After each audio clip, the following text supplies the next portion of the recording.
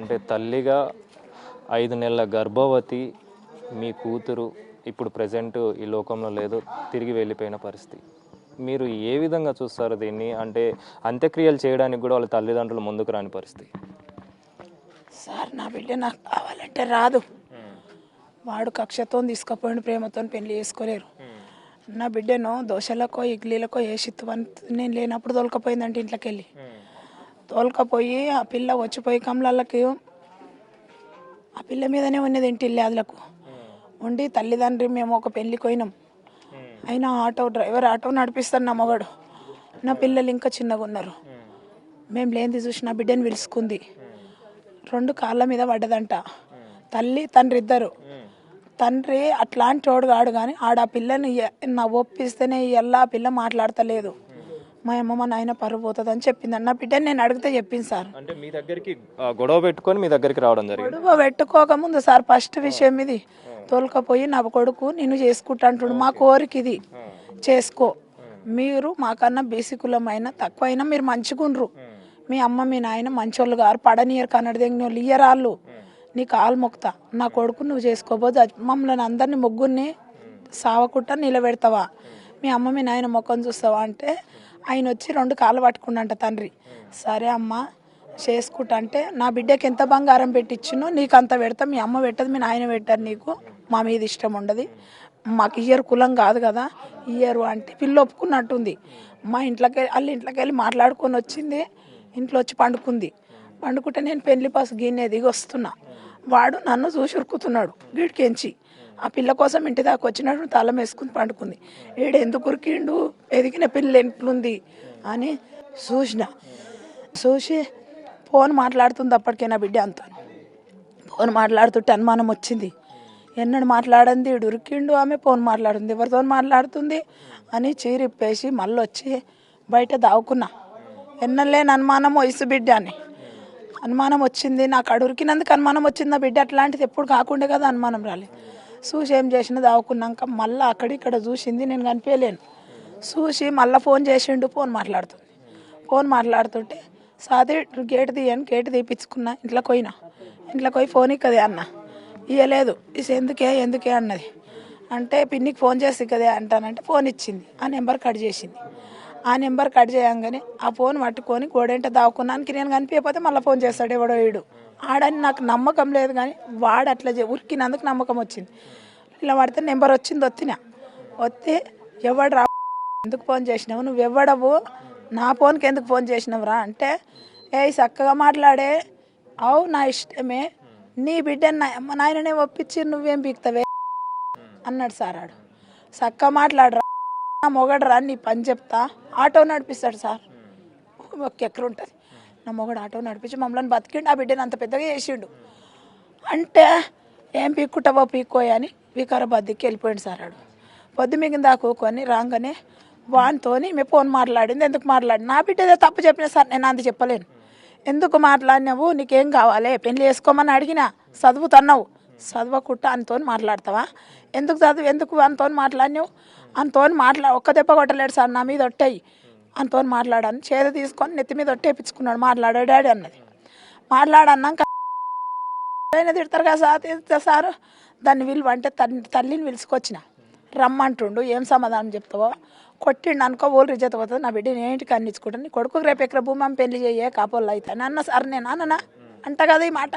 అన్నాక మా ఇంట్లోకి వచ్చి నా మగని కాళ్ళ మీద పడ్డది సార్. అది తప్పయింది, నా కొడుకు పెళ్లి చేసుకుంటా, నీ బిడ్డకు నువ్వు బుద్ధి చెప్పుకో అని పోయింది. ఇంట్లోకి వెళ్ళి పోయి అలా పని చేయాలి, ఏం కాదు అలా పని చేయాలనుకుంటే పోయిందంట. ఎవరన్నా వినరా సార్, ఇప్పుడు మనం మాట్లాడుతున్నాం ఎంతమంది వింటారు అని పోయినాక ఇక 2 నెలల దాకా తెల్లారే నాకు 3 తమ్ముళ్ళు, నా తమ్ముళ్ళ పిలిచి నా అమ్మగారి ఇంటికి తోలే, నా బిడ్డ నీడొద్దు ఈ ఊరు పాపపూరని 10 రోజులు ఆడున్నే దావకానకు చూపించి హాస్టల్లో పోయి తోలొచ్చారు. హాస్టల్లో పోయి తోలొచ్చినాక మంచిగానే ఉన్నది. పెద్ద పండుగ అయింది.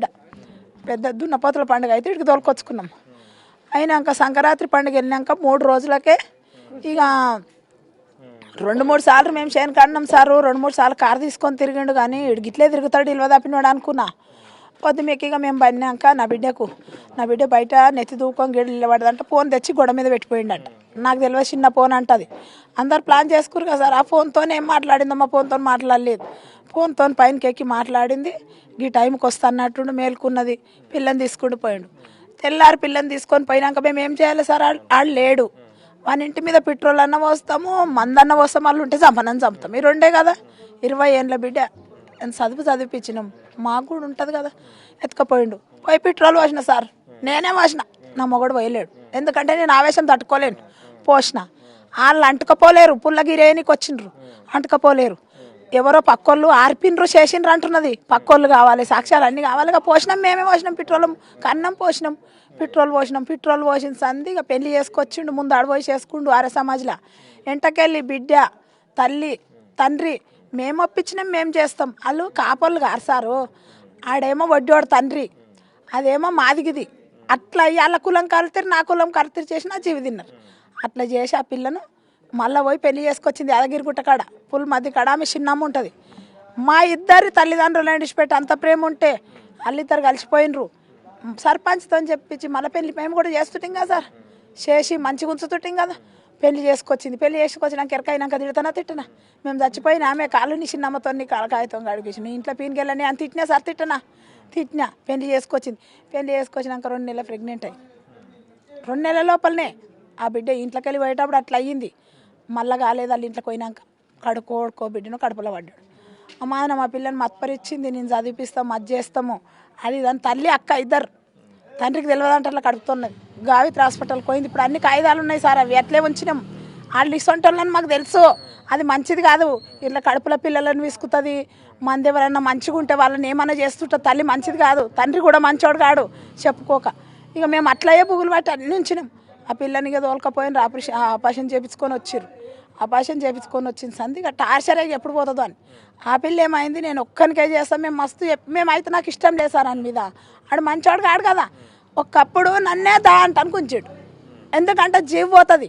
నా మొగడు అమాయకుడు, అట్లా చెయ్యొద్దు, నేను అట్లా చెయ్యకూడదు అని చెప్పు తీసుకొని కొట్టిన. ఆనికి అవన్నీ ఎందుకంటే ఆడు మంచోడు కాడని నాకు ఎట్లా తెలుసు కదా. వద్దు బిడ్డ, ఆడు మంచోడు కాడు, వాడు నేను ఇంకా 10 మందిని చేయంగా చూసిన, వద్దన్న అంటే కూడా నా బిడ్డ ఒక్కంతోనే తప్పు చేసిన. ఆడెన్ని అంతకుముందు 12 మందితో తప్పు చేసిన, కానీ ఇప్పుడు చేయ నేను ముట్టినాక అన్నాడంట. అన్నాక బిడ్డకి నచ్చ చెప్పిండు, తోలుకపోయిండు. మళ్ళీ ఇప్పుడు 5 నెలల కడుపుతోనుంది. 2 నెలలు ఉండగా మళ్ళీ వచ్చింది సార్. వస్తే వద్దు బిడ్డ, నువ్వు విడిపించుకుంటాం, పెళ్లి కానోనికే ఇస్తాం, నేను అదే రెడ్డీస్కి ఇస్తాం. మస్తుగా అడుగుతున్నారు. నీకు రెడ్డీసే కావాలిగా, రెడ్డీస్కి ఇస్తాం, 10 లక్షలు పెట్టి పెళ్లి చేస్తాడు అంతున్నది. నన్ను ఇస్తాం వద్దు అని దగ్గర అంటే నాకు ఒక్క కడుపులా ఒక్క మొలక పడ్డది. ఆమె మాటలు వేరు సారు.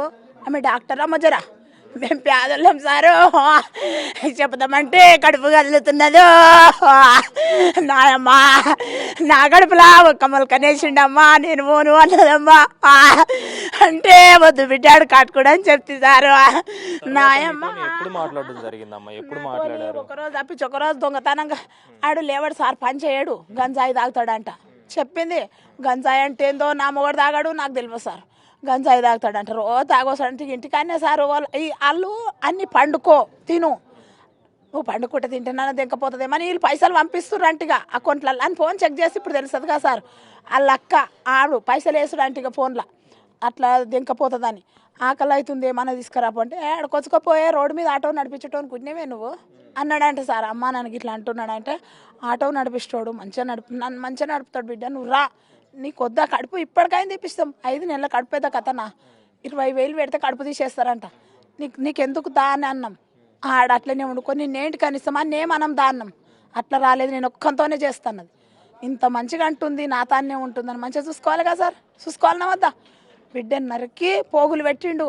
అమ్మ మనకు శ్రీమంత మంచనుంది చేస్తావా అమ్మ అంటే, ఊళ్ళో డాడీ ఎవరు నన్ను అడుగుతాడేమో, ఆడు తోలిస్తా అంటే నువ్వు వస్తే ఓడి నింపి తోలిస్తా, లేకపోతే ఆడు వద్దంటే మాట్లాడినా సార్. నేను కనుక్కున్నా కదా, నేను అవద్దని చెప్తలేను. నాతో మాట్లాడింది, ఏమన్నా తెచ్చి పెడుతున్నంటే ఏం తెస్తలేడమ్మా, పక్క ఆంటీ అవి ఇవి చేసినప్పుడు ఫోన్ చేస్తుంది, పోయి తిని వస్తా, ఆడైతే బయటకు పోతుండు తిని వచ్చిండు అన్నది. పైసలు ఉన్నాయా బిడ్డ అంటే లేవంటే, మొన్న నాకు సర్టిఫికెట్ వచ్చిందమ్మా, నేను సారు నన్ను ఎగ్జామ్ రాయమంటుండమ్మా, నీకు తెలివి మంచిగా ఉంది సాతి గానింట పోయినామన్నాడు, నాకు పైసలు కావాలంటే 3,000 ఇచ్చిన. ఫీజు కట్టింది సార్, సేవల కాడ సార్ని అడుగుండి, నాకు తెలియదు కానీ ఆ సారు పైసలు కావాలంటే ఎగ్జామ్ ఫీజు కట్టించిన, 3,000 ఇచ్చిన. 2,000 ఊళ్ళో సర్పంచ్తో వేయించిన, ఆ తిండికి కూడా వేలిపిండి సార్ ఆడు 2,000 సర్పంచ్తోని. ఇట్లా ఆడవిళ్ళకు ఆ సర్పంచ్తో నేను మాట్లాడా, బాబా నా దగ్గర పైసలు ఉన్నాయంటే జరే అమ్మ నా బిడ్డకు తండ్రికి చెప్తే తిడతాడో మగ పిల్లగానికి కోపం ఉంటుంది బిడ్డనికి ఇట్లా చూస్తుంటా నాలుగు ఇంటి మీద కోతాడేమో ఇట్లా మింగుకున్న సారు మంచిగా అవుతారంటాను 2000 సర్పంచ్ చేత్తోనే ఇప్పించిన బిడ్డకు ఆవిడతోనే గడిపింది ఇడ్లీయో బొండనో దోశనో ఏదో తిన్నది బతికింది ఇన్ని రోజు తిండి తెచ్చిపెట్టలేడు హింసిచ్చిండు పొమ్మన్నాడు పోన్ నేను నీ తానే ఉంటా నీకే గంట నీ ఓం శానికే ఉంటా అన్నది అమాదనం పిసికిండు ముక్కలు చేసిండు మాది తక్కువ కులం అని మీరు న్యాయం జరిపేకుంటుండొద్దు అదే శంషాబాద్లో ప్రియాంక రెడ్డిని రెడ్డి అని చంపిండ్రు ప్రియాంక రెడ్డికి ఏం న్యాయం చేసిండ్రు సారు ఏం చేసిండ్రు మరి నీ కాల్చి చంపవా నన్ను చంపలేకుంటే నన్ను చంపుతావా వచ్చినావు కదా చంపిపో ఎందుకంటే నా బిడ్డ పోయినా నాకు బాధ ఉంటుందా ప్రియాంక రెడ్డి సనేమో చంపిర్రు మేము బీసీలను చంపకుట్టుకుంటావా ఊకుటావా ఊకోనని చెప్పు నోరు లేదా నాకుంది కానీ నీకు లేదా చంపు అని న్యాయం జరపాలి వానికి శిక్ష తల్లికి అక్కకు ముందు శిక్ష తండ్రి జరనయ్యం తండ్రి చేపించుకుందామన్నాడంట వద్దు అది తక్కువ కులం అన్నది తక్కువ కులం నాది ఏడం సార్ నా చెప్పులు ఇస్తే తడుకుంది సార్ వాళ్ళ అమ్మ నేను కళ్ళు ఓపిస్తే తాగింది సారు నేను ఎట్లా ఒకటి సార్ ఇప్పుడు నా లెక్కేడా దాని లెక్కేడా సారు చివరిగా మీతో ఎప్పుడు మాట్లాడడం జరిగింది నాతో శనివారం పొద్దుగాల లేవలేడు డాడీకి జ్వరం తక్కువైందా డాడీకి శుక్రవారం నాడు గ్లూకోజులు పెట్టించుకొచ్చిన పొద్దున్న దాకా హాస్పిటల్ ఉన్నాము డాడీకి జ్వరం వచ్చిందమ్మా అంటే డాడీకి అమ్మ మాట్లాడుతుంటే ఏం మాట్లాడతావు అయినా కోపికే లేదమ్మా అంట నన్న మాట్లాడతానన్న తండ్రి బిడ్డ మాట్లాడుకుంటారేమో అంటే తిన్నడా ఏమన్నా అంటే గోళీలు గిలాసులు కలిపిస్తే తాగిండి అంటే పక్కన నాగింది సారు పక్కన నాగింది చెల్లెలు కూడా జ్వరం వచ్చిందని చెల్లెలు కూడా అట్లే కలిపి అన్నది ఇద్దరు కలిపించిన ఏం వండుకున్నారు మరి అంటే పులికూర చేసుకున్నాము వాళ్ళు ఏం తింటే నేను అదే తిన్నా వాళ్ళకోటి నాకోటి ఉంది అంటే తమ్ముడు మంచిగా ఉన్నాడు అంటున్నా అంటే మంచిగా ఉన్నాను అమ్మ మంచి గోళీలు వేసుకో మంచిగా వండి పెట్టు ఏమన్నా చేసి డాడీకి తినేదే ముత్యమంతమ్మ అంటానంటే సరే అంటానన్న సార్ నా బిడ్డకి మాటలు మాట్లాడింది లేవలేడు అంటే ఏం కూరగాయలు లేవు ఏం తేలేడమ్మా నిన్న పగటిపోయి తిని వచ్చిండు నేనేం తినాలనో కింద ఉరిమిలక్కనంట సారు ఉరిమిలక్క ఏమన్నా చేస్తా వచ్చి తినిపో వాడు తేడు అది కాదన్నది అడక తిన్నా సారు ఆడు మంచిగా పెళ్లి చేసుకుంటాను తెచ్చి పెడుతుండే కదా పని చేస్తుండే కదా సంవత్సరం నారాయే తల్లి పైసలు వేస్తుంది ఇప్పుడు వెళ్ళారమ్మా మేడిపల్లికి వీళ్ళు పెళ్లి జరగంగానే అక్కడికి వెళ్ళడం జరిగింది వాళ్ళు ఎప్పుడు పోయినరో సార్ ఒక్కనాడు మేము దానికి ఆడుకోలే ఇగో 20 ఏళ్ళ బిడ్డను వడగొట్టుకున్నా ఇద్దరు వాళ్ళు 3 సార్లు వచ్చిన 3 సార్లు వచ్చిండ్రు కదా అన్ని జైల్లోనే ఉండు కదా అన్ని కొట్టిన కొద్దిగా చెప్పడా వచ్చిండ్రు నీ అత్తమామ అంటే మేము అత్తమామనం వానికి కానీ చెప్తారు కదా తల్లి ఒక్కొక్కటి పుట్టిస్తలేదు సార్ మేము పోలేము నా బిడ్డతో ఎందుకంటే మేము మన మీద పెట్రోల్ పోసినాం ఎట్లా పోతాం సార్ నా బిడ్డ నా చెల్లెలు తాను కొయ్యింది నా చెల్లెలు అక్కడనే ఉంటుంది నా చెల్లెలు తాను కొయ్యింది నా చెల్లెలు తానే పోయి 3 సార్లు తిని వచ్చిండంట ఆయనకి పెట్టే శాత కాదు కదా నా పిల్లని తోలొచ్చిండంట వానికి శిక్ష పడాలి వానికి మేము ఏం చెయ్యమంటే మాకైతే శాత కాదుగా మేము బతకము 20 ఏళ్ళ బిడ్డ పోయింది నా పిల్లగాడు గింతున్నాడు నా పిల్లగాని కూడా ఉంచాడు ఆడుంటే ఆయన తమ్ముడు ఇంకా ఒక్క బిడ్డ ఉన్నది అగో గబిడ్డి నా బిడ్డని గబిడ్డి నా బిడ్డ ఇట్లకెళ్ళి తిరుగుతాడు సాడు గంజాయి తాగుతాడు కావాలని కారు ఇట్లకెళ్ళి తీసుకుపోతాడు సారు ఎవరితో కారు తీసుకొని వస్తాడు ఆరం కొట్టుకుంటూ పోతాడు ఎవడని చూస్తాడు మమ్మల్ని చూస్తాడు ఎట్లా చేయాలి సారు 20 ఏళ్లలో మీ కూతురు మీతోటి ఎలా ఉండేది ఆ బంధం ఎలా ఉండేదమ్మా చెప్పుకోలేను సారు చెప్పని తీయని బంధం అది చేదు కాదు నువ్వు కంటే నీకు తెలుస్తుంది నువ్వు ఆడపిల్లవు కావు మగ పిల్లగాడవు నా బిడ్డ నాకు కావాలి నా బిడ్డను తెచ్చేయమంటే ఓనైనా మాకేమన్నా మోసిపోండి ఓనైనా మాకు చేతగా గుట్టాయే ఓనైనా ఇట్లా ఏం చేయాలని కోరుకుంటున్నారు మీరు చెప్పండి మీకు ఎలాంటి న్యాయం జరగాలి శిక్ష పడాలి సారు వాడిని ఇయ్యాల రేపట్ల చంపుండి ఆ నమ్మ నా నెక్కని చేయాలి శిక్ష పడాలి నాకైతే ఆయన తమ్ముడు కళ్ళ కనిపించద్దు